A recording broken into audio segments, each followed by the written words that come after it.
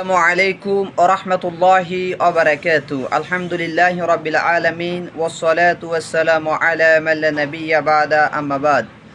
সমস্ত প্রশংসা আল্লাহ সুবহানাহু ওয়া তাআলার জন্য, দুরূদ এবং সালাম বর্ষিত হোক প্রিয় রাসূল মুহাম্মদ সাল্লাল্লাহু আলাইহি ওয়াসাল্লামের উপর। রাসূল সাল্লাল্লাহু আলাইহি সাল্লামকে জিজ্ঞেস করা হয়েছিল সর্বোত্তম আমল সম্পর্কে, যেটি সহিহ বুখারীতে 26 নম্বর হাদিস, সহিহ মুসলিমে 83 নম্বর হাদিসে উল্লেখ করা হয়েছে।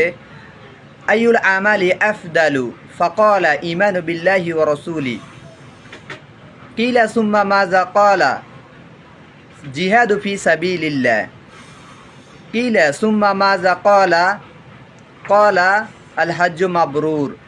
আবু হুরায়রা রাদিয়াল্লাহু তাআলা আনহু থেকে বর্ণিত, তিনি রাসূল সাল্লাল্লাহু আলাইহি সাল্লামকে জিজ্ঞেস করেছে যে সর্বোত্তম আমল কি। তখন রাসূল সাল্লাল্লাহু আলাইহি সাল্লাম বলেছে ঈমানু বিল্লাহি ওয়া রাসূলি, আল্লাহ সুবহানাহু ওয়া তাআলার উপর এবং আল্লাহ রসুলের উপরে ঈমান আনা।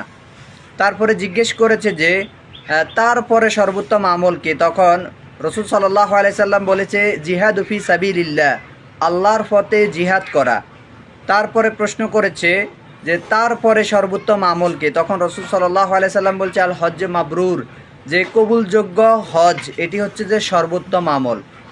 সুবহানাল্লাহ। তাই যে কবুলযোগ্য আমলের লিস্টে হজও একটি। তাই হজ করা এটি হচ্ছে যে সর্বোত্তম আমলের একটি।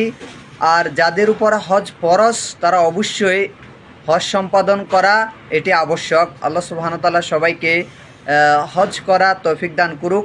ওয়া সাল্লাল্লাহু নবিনা মুহাম্মদ ওয়া আলা আলিহি ওয়া সাহবিহি আজমাইন। ওয়া আসসালামু আলাইকুম ওয়া রাহমাতুল্লাহি ওয়া বারাকাতুহু।